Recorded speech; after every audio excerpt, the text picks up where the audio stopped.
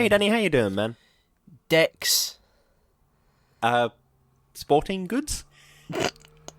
Just dicks, that's the quote. Just dicks in general. That's good to know. Is it from this episode? Yeah. Okay, good stuff. At what point do they say dicks? I'm sure that they must do. Jesus Christ. I presume they must do, yeah. Yeah. Or alternatively, I would like Jerry Smith to provide me with a glass of water, if that's at all possible. Yeah, I like that his subplot is just get me a glass of water, and then he starts providing water for everyone. Oh, he's such a benign shit, isn't he? Like just. But anyway. It's the MGI, the minimum game impact. That's what he's doing. He just tries to have the minimum impact on the world around him at any given point. It's bizarre. Yeah, and yet causes the most destruction in many ways. Yes, entirely. You know, he clicks a remote and Morty's back to where he was, where he saved the game, and all that trauma that he went through is meaningless. Nice one. Perfect, Jerry. Perfect. But we are talking about Rick and Morty Season 5, Episode 4, Rickdependence Spray. Yep. And it was written by Nick Rutherford. It was written by Nick Rutherford.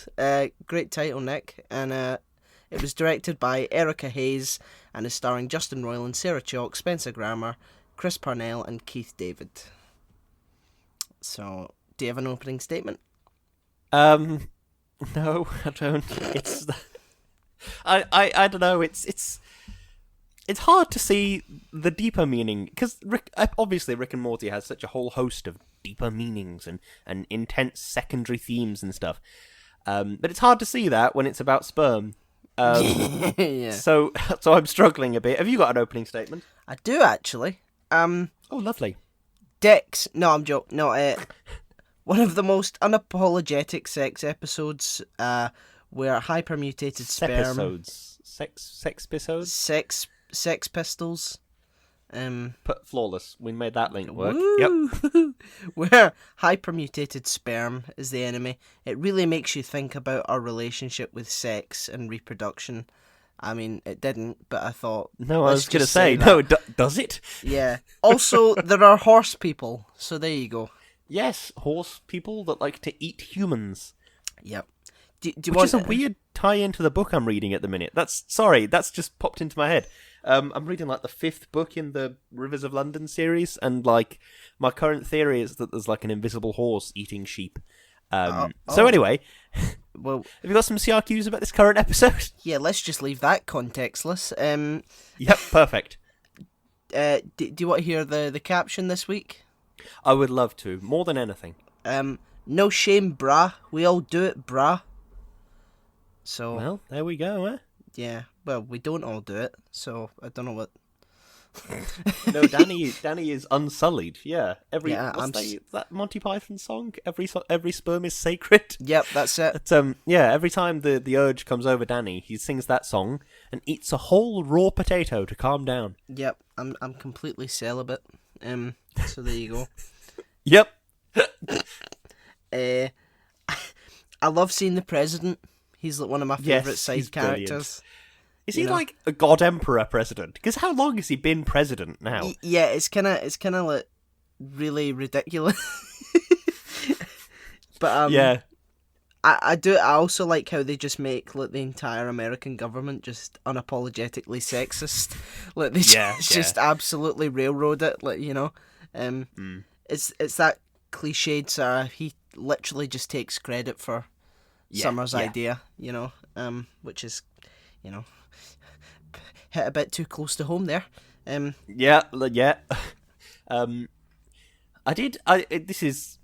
entirely sure if I'm reading too far into this. Something I quite liked was the scientist guy. I think he was designed to look like the scientist guy from Stargate, who was like constantly carrying. He's pretty good. Kurt Russell was picked for the role of military guy.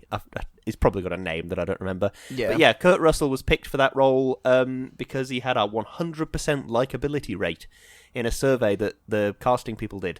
It's like, oh, this is who we want our military guy to be, someone that everyone likes. Yeah, of course. But yeah, the scientist guy looks a lot like the scientist guy in this episode. Well, that's an interest. I mean, there's lots of references in this, so I wouldn't be surprised. True. You know, you've got the sort of alien sort of parable sort of thing. Well, aliens, I would say. Yeah. And it really reminds me how I used to talk about when we did Aliens, about the whole pregnancy and life thing. Yeah, that's true. So, haha.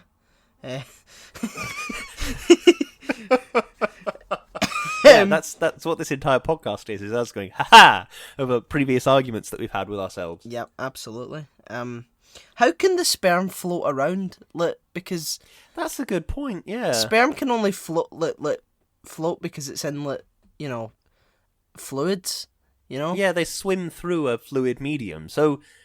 Yeah, that's a good point. Maybe these sperms, since they're so evolved, they've got, like, invisible legs that they... And if I know, because they do fly around.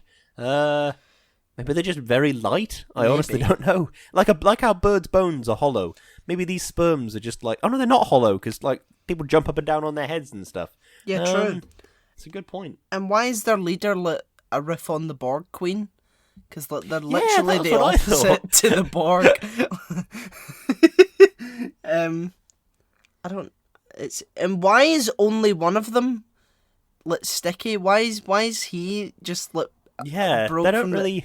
No, it's so fucking It's kind of a weird. random mutation, I suppose. Maybe if you want to do some thinking on behalf of Justin Roiland, I suppose it's like a random mutation. I've got no idea. Yeah. What's your name for them? Because they had a lot of names for them, so I thought I've been thinking of them as the sperms, just because that seems to be the sperms. easiest way to sort of give them a name. What's your name for them? this.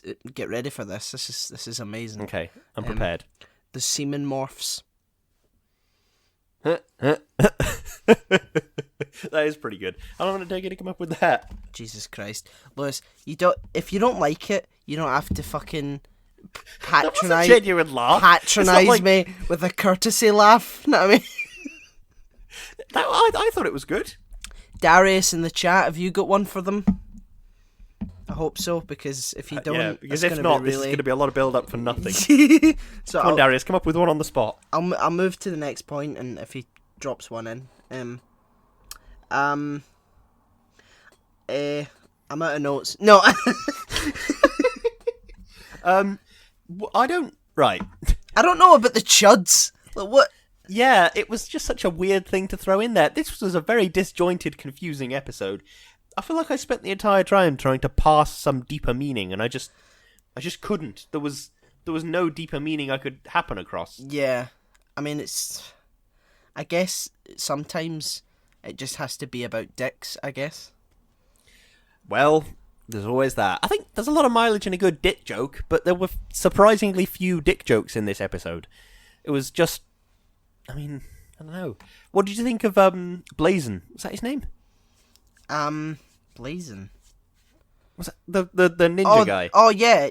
Well, that was like, I suppose that was a riff on Katana from Suicide Squad.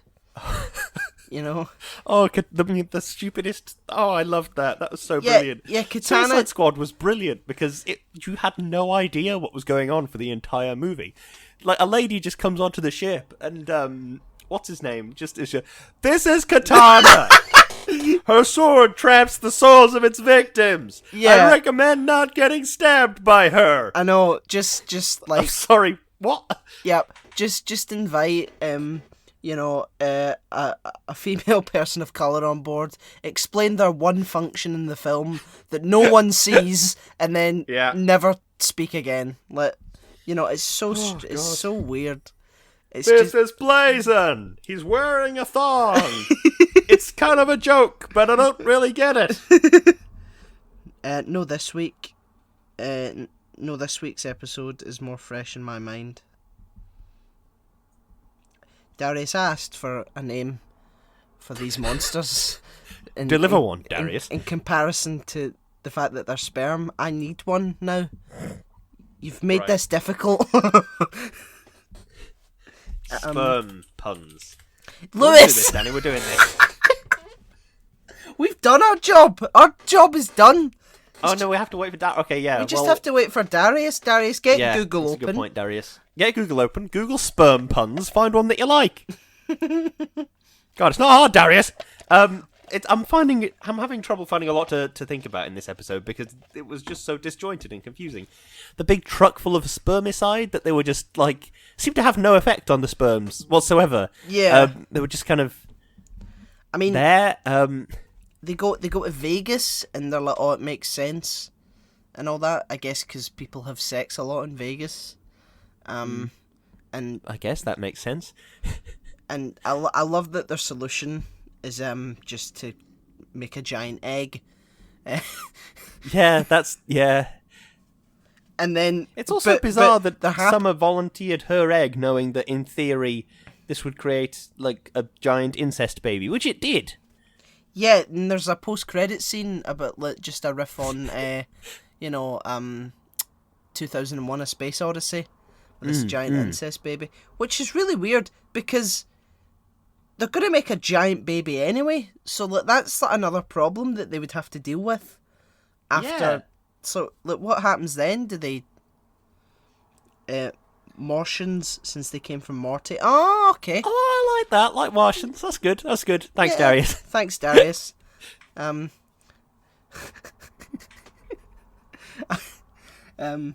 yeah, I mean, I because normally there is like a sort of deeper meaning to these episodes that you can sort of... Yeah, I can't pass a deeper meaning from this. Rickdependence. Spray. Is there some kind of... What I did find interesting... Yeah? Rick was ready to become like a better person and like raise this child. Like he was... Yeah, he was. That's a good point. And then the universe just sort of went, nah, fuck you, you don't need to do anything. So, I mean... That could be interesting. I mean, maybe it's a sort of discussion about how Rick and Morty... sort of trading places slowly. Like Morty is doing these bizarrely irresponsible things, like making giant incest babies, and Rick is willing to look after a horse baby. Yeah. Is there a deeper meaning to this episode? It's such We're going to keep digging till we find one. It's such a contrived episode now that I think about it, because Morty decides to have sex with a machine that pumps horse sperm. Yeah. And Rick, for the reason... Sorry, Danny, the proper name is a horse wanker offer. and Rick decides he needs some horse sperm.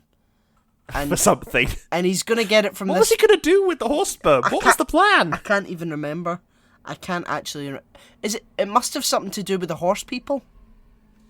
The chuds, yeah, to make some kind of... Yeah, maybe, yeah. Wait a minute. I'm going to try and...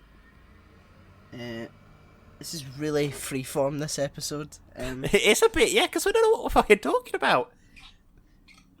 In a minute, I'm going to have to bring out my one and only fact about incest, which is kind of a weird one.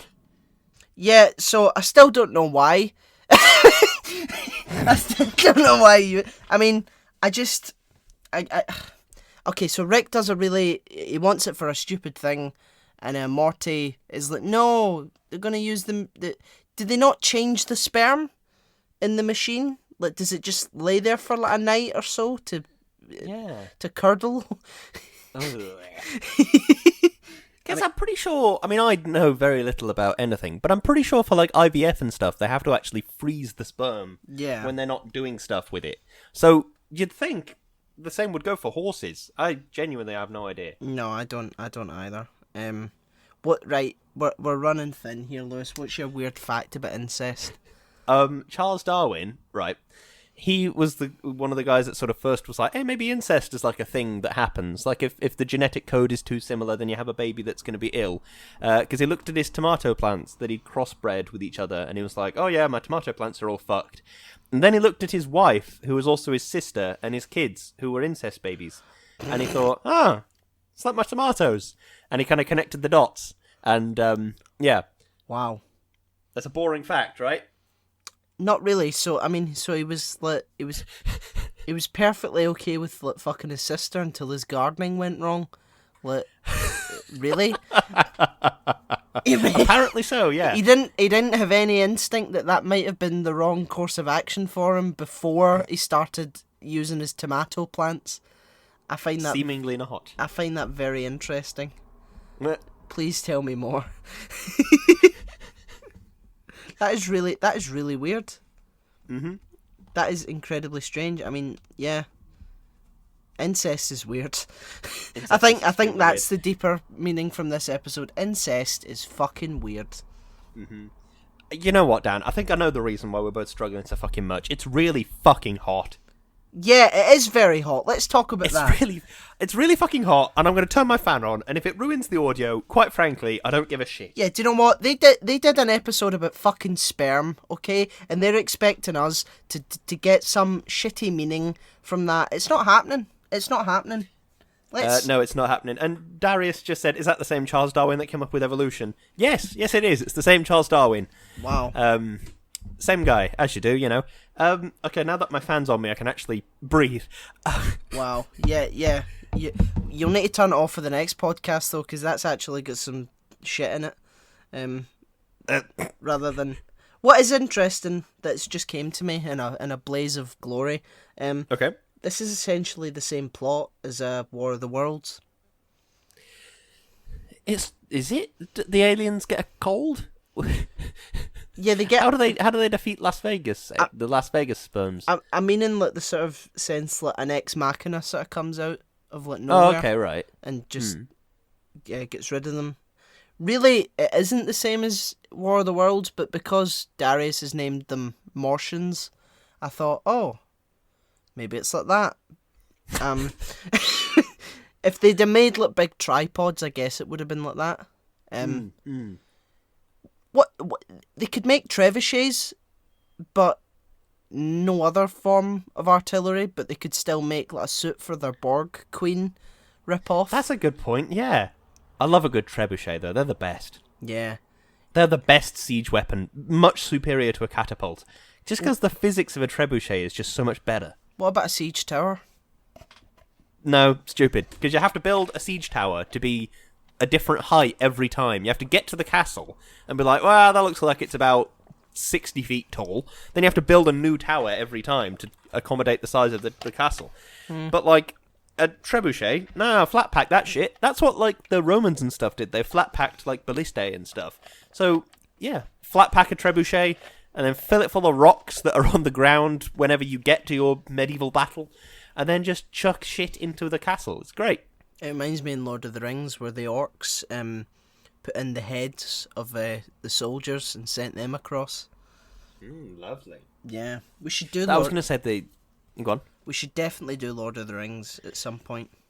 Yeah, I suppose we could do. I know very little about Lord of the Rings. It's got Ian McKellen in it. That's enough for me. Yeah, that'll get me through 3 films. Yeah, I mean the books are essentially a Catholic's wet dream. You know, it's the entire point of it was J.R.R. Tolkien was raging that all the other European countries had mythologies and England didn't. So he just decided to fucking make one. As you do. Yeah, it's similar. It's got similar themes to like the Chronicles of Narnia and all that. You know, it's essentially about how something which I still have not seen. You've not seen the Chronicles of Narnia? I have not seen any of the Narnia movies. No. Wow, you're not missing much. I mean, Tilda Swinton's good as the White Witch. Tilda Swinton's good in everything, though, isn't she? Yeah. Have you ever seen something that she's crap in? Do you know what I mean? No, definitely not. I think I'm literally out of notes. Me too, because I'm literally looking at the wiki page for this episode. It's so sparse on the ground. Yeah, it's really weird. I do like the fact that Blazon's wife, Kathy Ireland. Yeah, basically begs Morty to tell her, and then as soon as she finds out, that filthy pervert pig. I did like it when Blazon was like in the valley or whatever, and he was just sort of yeah, there's a cave over here. Can he smell caves? See, sometimes I reckon that the writers of Rick and Morty are just like, right, I bet I can imagine it. Justin Roiland went to Dan Harmon and was like, Dan, I want to make a fucking episode about floating sperm, right? And Dan Harmon was like, yeah, go for it. And they just like, absolutely, I think they did a load of meth and then just came up with a script that makes very little sense on the ground. Famously, that's how Stephen King wrote Cujo. Did a load of cocaine and then wrote it all in one night. That's true. I've never actually read Cujo, so I can't tell you whether it's very good or very bad or somewhere in the middle. But yeah, supposedly. Yeah. Wow.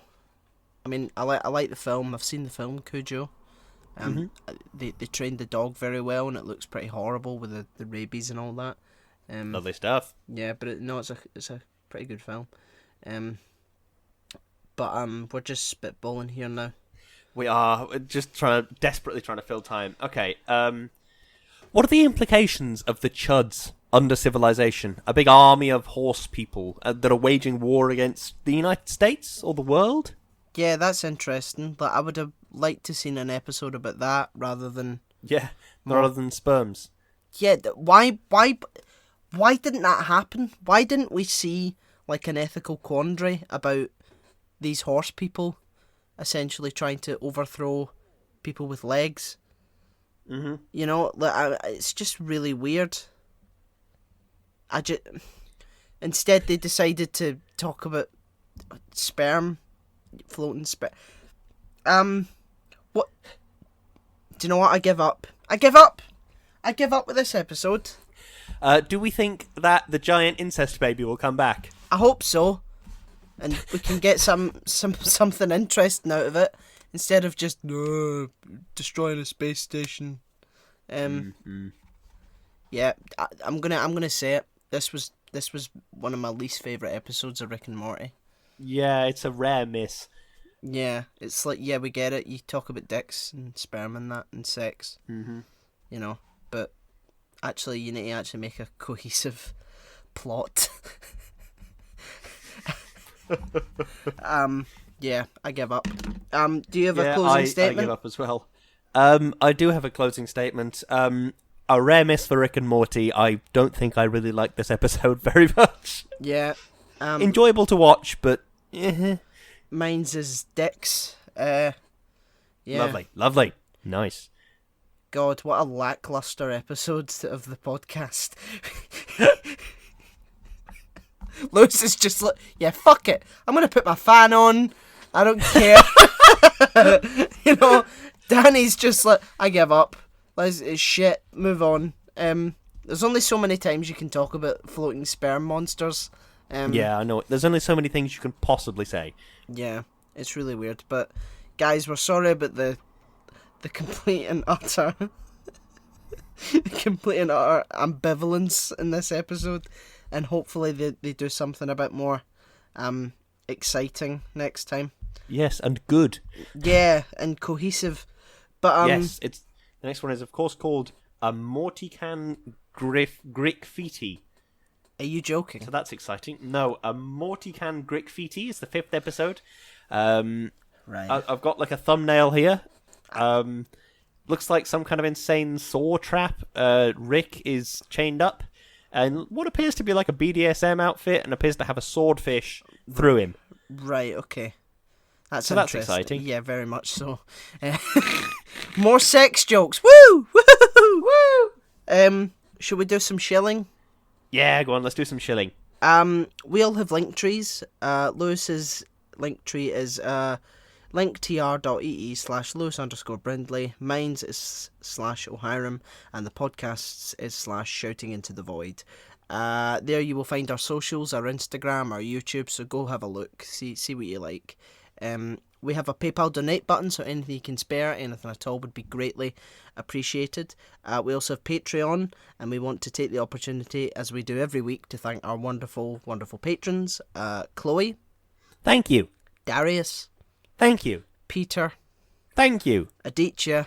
Thank you. Richard. Thank you. Natalie. Thank you. And Doogie.